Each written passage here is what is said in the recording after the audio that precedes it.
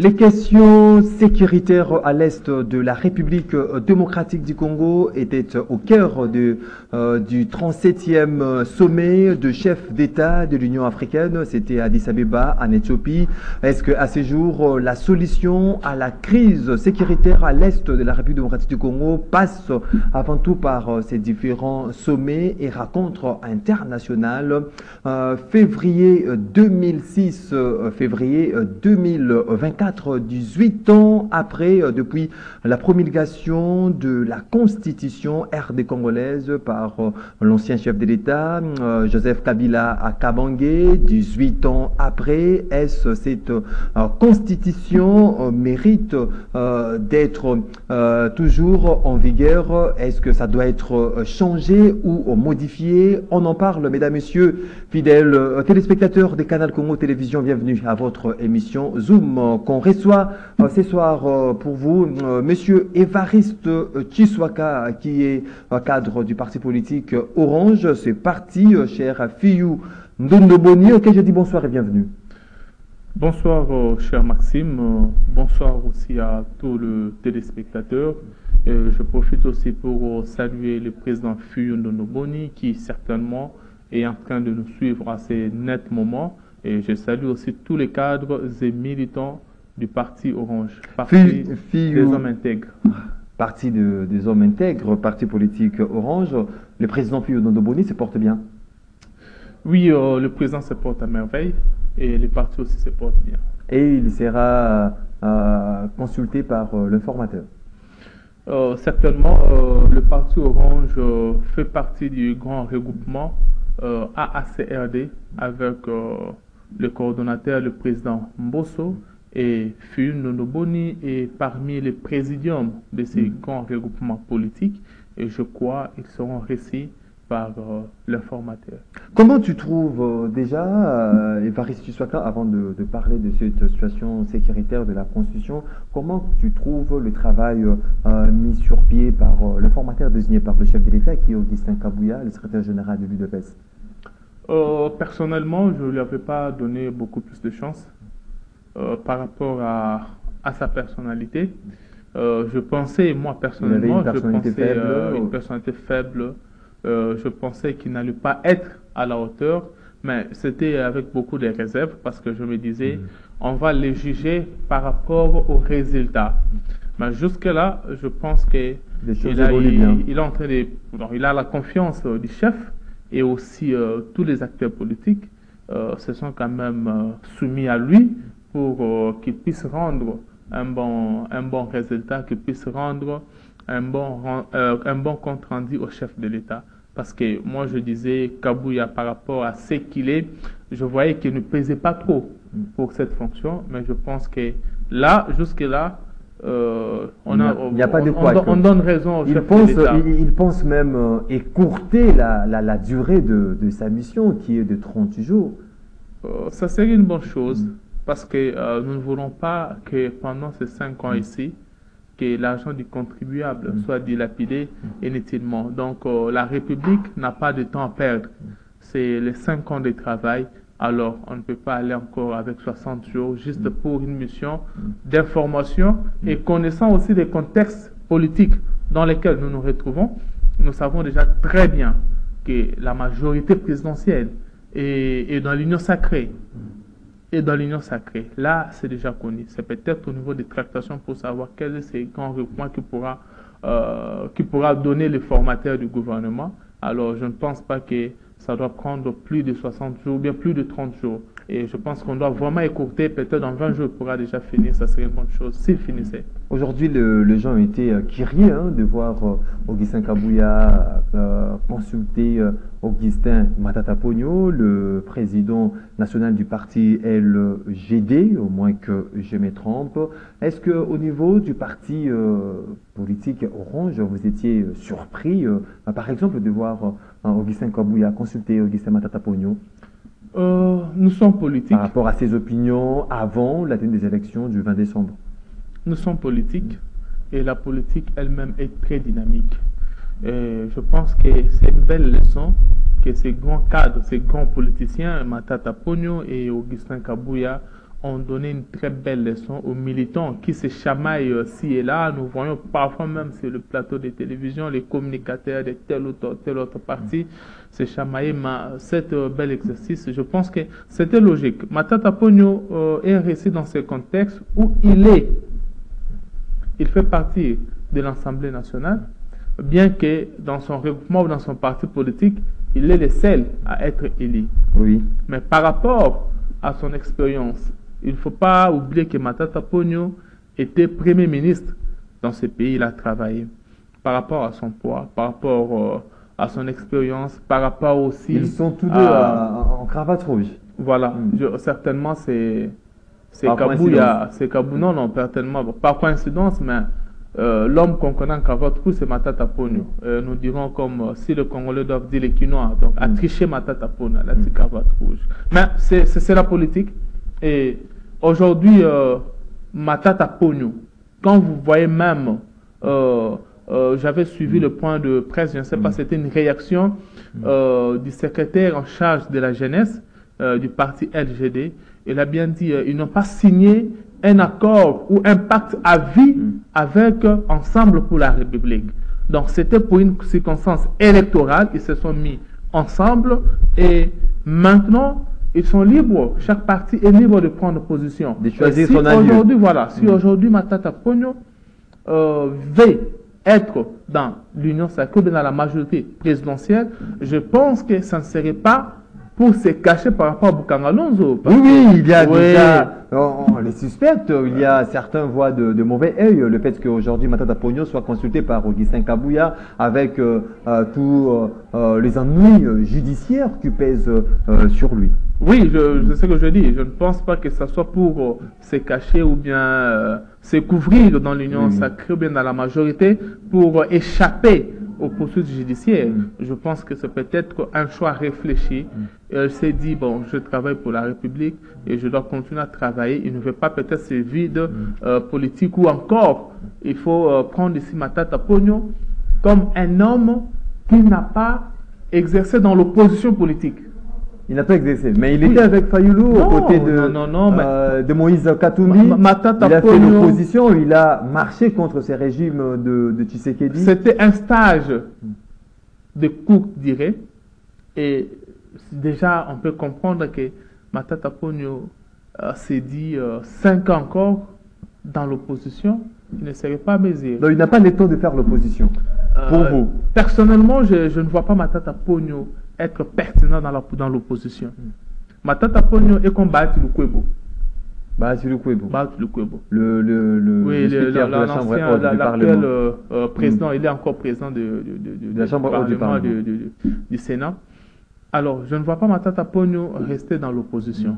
Certainement, il veut s'identifier aujourd'hui dans la majorité présidentielle pour des ambitions politiques que lui-même maîtrise.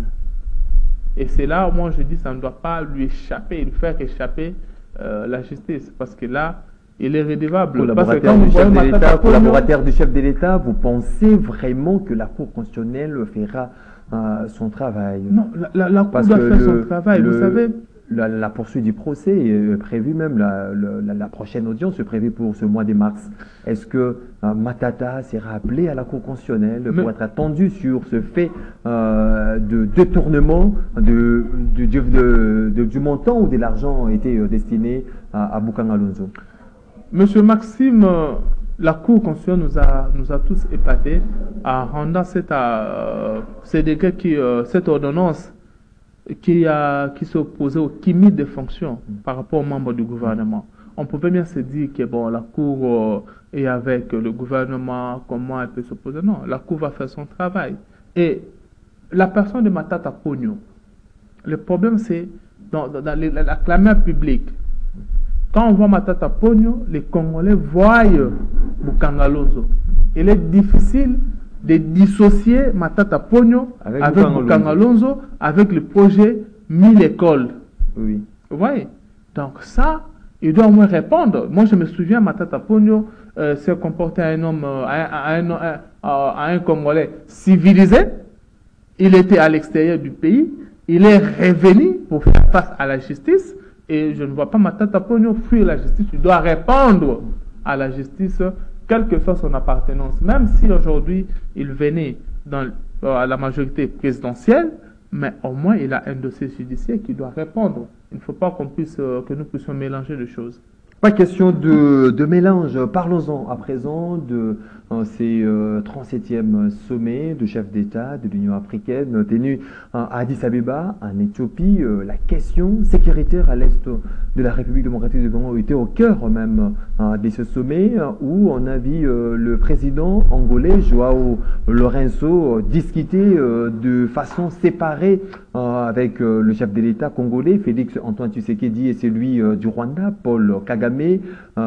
Félix Tshisekedi réaffirme sa position de ne pas vouloir dialoguer avec le régime de Kigali, au moins que les troupes rwandaises qui sont sur le sol congolais, de quitter les sols congolais avant tout dialogue. Pensez-vous que la paix à l'est de la République démocratique du Congo va passer par ces différentes rencontres et dialogues ou sommets au niveau international, même au niveau continental? Merci, cher Maxime.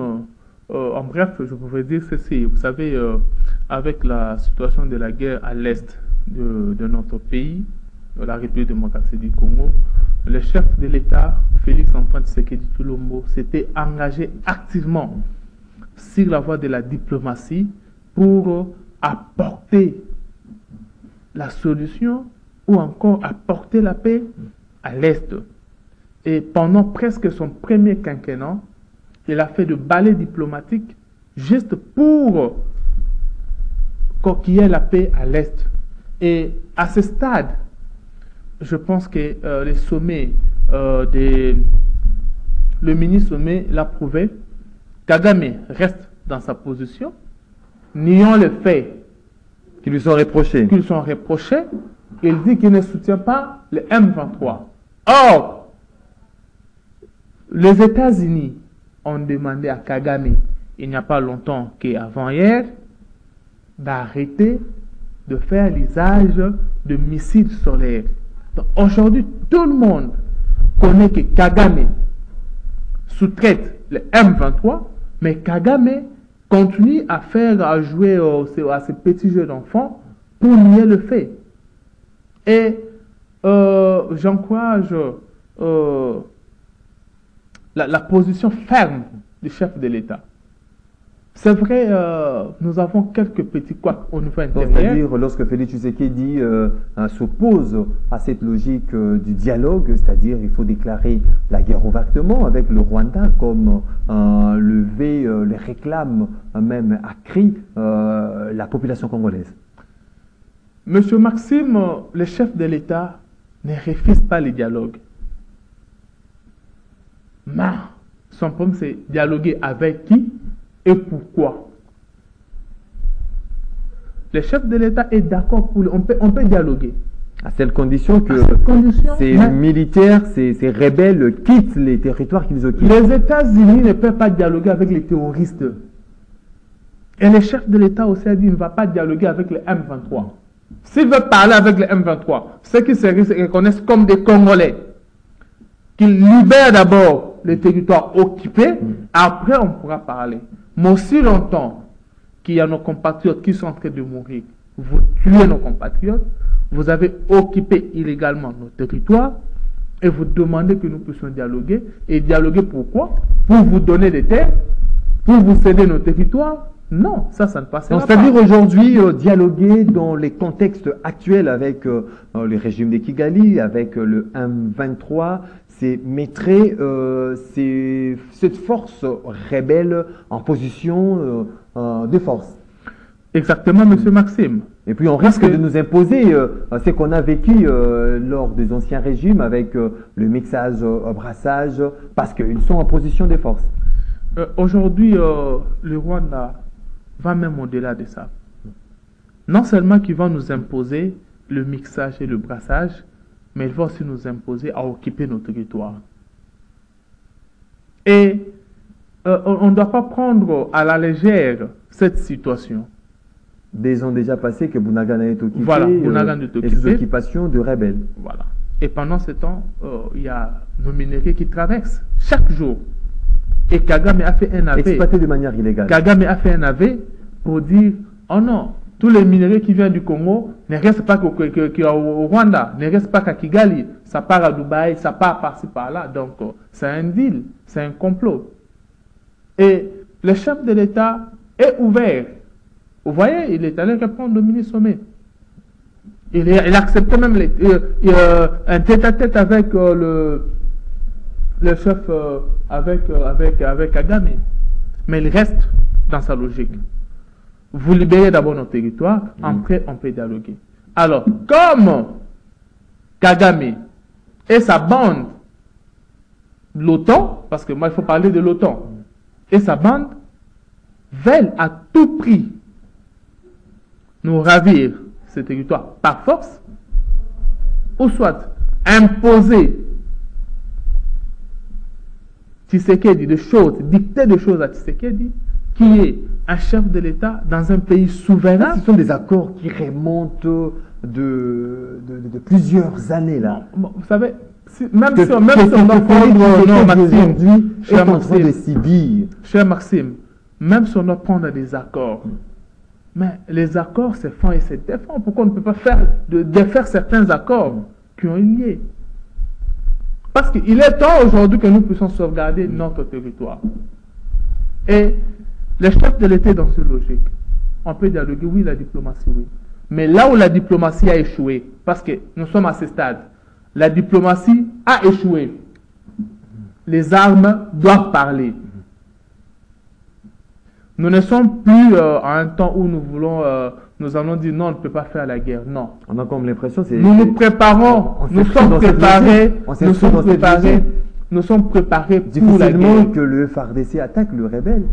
S'il y a aujourd'hui les États-Unis d'Amérique haussent les tons, on respecte le cessez-le-feu, chose qui n'est pas respectée par nos protagonistes. Mais c'est une façon de démontrer que nous sommes prêts. Nous ne sommes pas, nous ne voulons pas faire la guerre au Rwanda, ce n'est pas notre volonté. Mais le Rwanda veut nous pousser à lui faire la guerre. Nous respectons les accords internationaux, nous respectons tout. Même les cessez-le-feu, nous respectons. Mais qu'est-ce qui s'est passé? Pendant que nous respectons les cessez-le-feu, Rwanda et les aventuriers du 1-23 sont en train d'assainir leur position. Pendant que nous respectons les cessez-le-feu, il y a eu l'EAC qui était venu pour créer des zones tampons. Et où sont ces zones tampons aujourd'hui? Tous les zones tampons de l'EAC sont occupées par les M23 aujourd'hui. Est-ce que vous pouvez comprendre que c'était un complot? Et à ce stade, la solution est unique. C'est la guerre. Et nous nous sommes préparés. Donc la paix, nous allons tous serrer la ceinture. La paix dans l'est de notre pays va passer avant tout par la guerre. Faire si la Kagame, guerre à nos adversaires. Faire la guerre à nos ennemis. Si Kagame n'a pas compris le langage de la diplomatie, si Kagame n'a pas compris le langage du dialogue, je pense, comme c'est un ancien militaire, il était un ancien espion de l'Ouganda dans le Rwanda. Alors, en tant qu'ancien militaire, je pense qu'il comprendra mieux le langage de la guerre, si c'est ce qu'il veut. Parce que nous n'allons pas reculer. Parce que si nous reculons, Goma va tomber. Si nous reculons, le Sud Kivu va partir, et tout va partir.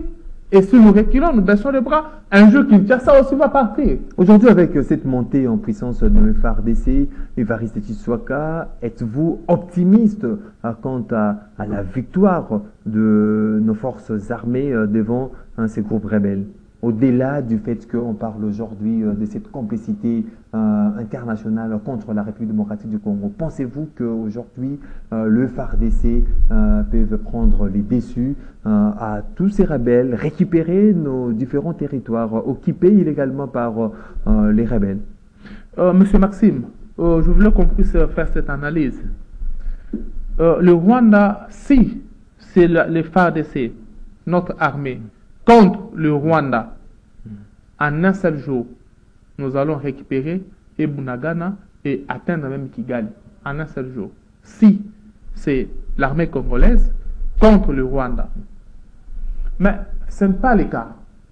Ici, c'est le Rwanda avec ses alliés. Il y a certaines forces obscures. Oui, avec ses, moi je dirais l'OTAN, le Rwanda avec l'OTAN. Et nous aussi, nous devons avoir des alliés solides. Des alliés de taille. De taille. Et si les États-Unis ne comprennent pas, ne voient pas les risques de perdre la RDC comme allié, si les États-Unis ne veulent pas dire à leur pion Kagame tu dois arrêter, je pense que la RDC prendra ses responsabilités pour trouver de vrais alliés pour faire face Mais le Rwanda n'obtempère pas, Évariste Tshiswaka, avec ses différents communiqués. On a eu le secrétaire Anthony Blinken, dernièrement le département d'État américain, qui a condamné, appelle le Rwanda à retirer ses soldats du sol congolais, mais cette décision ou toutes ces condamnations, même ces appels, ne sont pas respectés par le Rwanda. Vous savez, c'est comme en 2013, lorsqu'on avait défait le M23. C'était une situation, on dirait pareille. Là, tantôt on disait le Rwanda doit cesser de soutenir, le Rwanda doit cesser de soutenir le M23. Mais rien ne marchait. Le M23 avançait, ils avançaient jusqu'à même à faire tomber Goma. Mais, qu'est-ce qui va arriver? Aussitôt, la communauté internationale va arrêter son soutien au Rwanda et faire la pression, la vraie pression au Rwanda et à l'Ouganda pour la situation de M23. Aussitôt, le M23 a été défait par les FARDC. C'est question de sincérité. Oui, oui. Si la communauté internationale, si la France, si les États-Unis sont sincères, ils arrêtent leur soutien au Rwanda, ils font la vraie pression. Au profit des minéraux congolais. Oui. Ils font la vraie pression sur Kagame. Kagame va lâcher. Parce que Kagame sait que sans le soutien de la communauté internationale, sans le soutien de la France, sans le soutien des États-Unis, il ne tiendra pas. Il ne sera pas mesure avec quelle économie a le Rwanda pour faire la guerre à la RDC. Il ne va pas tenir. Il va laisser. Alors c'est pourquoi nous appelons à la sincérité.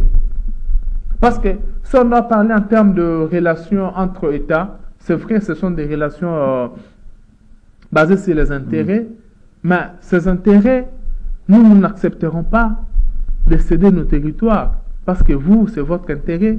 L'intérêt de la communauté internationale, l'intérêt de la France, c'est que nous puissions céder par exemple Saké, céder Rutshuru. Ça, si c'est ça l'intérêt, nous ne laisserons pas. S'il faudra dire un dernier mot par rapport à ce sujet, que diriez-vous? Le dernier mot que je peux dire ici, c'est quoi? C'est une mobilisation. J'appelle les Congolais à nous mobiliser derrière l'armée, derrière le commandant suprême, parce que nous sommes en guerre et la menace est grande. On doit faire face à cela. Parce que si aujourd'hui la guerre est déclarée entre nous et le Rwanda, cher Maxime, nous devons tous serrer nos ceintures. Nous devons serrer nos ceintures parce que l'argent serait envoyé pour soutenir notre armée. Et ça, nous devons nous mobiliser et être prêts à faire face. Être prêt à faire face à toute éventualité, comme je l'ai annoncé tantôt au début de cette émission, la constitution RD congolaise totalise 18 ans. C'est depuis le 18 février une constitution promulguée par l'ancien, le président honoraire Joseph Kabila à Kabange. Aujourd'hui, Évariste Tshiswaka, pensez-vous que cette constitution mérite d'être changée ou modifier certaines dispositions. Merci 18 ans beaucoup, après. cher Maxime. Déjà, moi, je suis un ancien de l'UDPS. Et en 2006, en 2005, lors du référendum, nous étions dans l'opposition. On n'avait pas approuvé, on n'avait pas participé au référendum. Pourquoi? Parce qu'il y avait certaines dispositions de cette constitution qui dérangeaient et on n'avait pas soutenu cela. Aujourd'hui, je le dis encore tout haut, que notre constitution ne doit pas être révisée, mais notre constitution doit être changée. Changer. Oui. Nous devons changer notre constitution parce que... Donc ce n'est pas adapté aux problèmes congolais, cette constitution. Mais écoutez, on a une constitution qui met les accords et les engagements internationaux au-dessus de nos lois. Donc aujourd'hui, notre constitution ne représente rien par rapport aux accords internationaux. Donc c'est le mixage de la constitution française, américaine, allemande, tout consort. Le mélange de différentes constitutions on doit repenser européennes. Pourquoi je dis on doit changer notre constitution? Parce qu'on doit repenser même la forme de notre État. On ne doit pas tout copier chez le blanc. On doit repenser la démocratie à la congolaise. Pas la démocratie à la française. Et nous sommes bantous. Nous avons nos origines. Nous avons notre façon de faire les choses. Nos différents problèmes. Copié, voilà. Donc on doit repenser. C'est pourquoi ici on doit faire appel. Ça ne doit pas être un problème politique. Mais c'est un problème d'abord scientifique. Que les intellectuels se réunissent. Pour se réfléchir. Là, ce n'est pas question de Tshisekedi ou bien de Bemba sur de politique, mais j'appelle c'est des scientifiques à réfléchir par rapport aux problèmes des Congolais, par rapport à la mentalité congolaise et mettre en place une constitution qui nous ressemble, nous. Qui ressemble au Congolais. Bien qui sûr. ressemble au problème congolais. Au problème du Congo. Là, ça va nous faire avancer.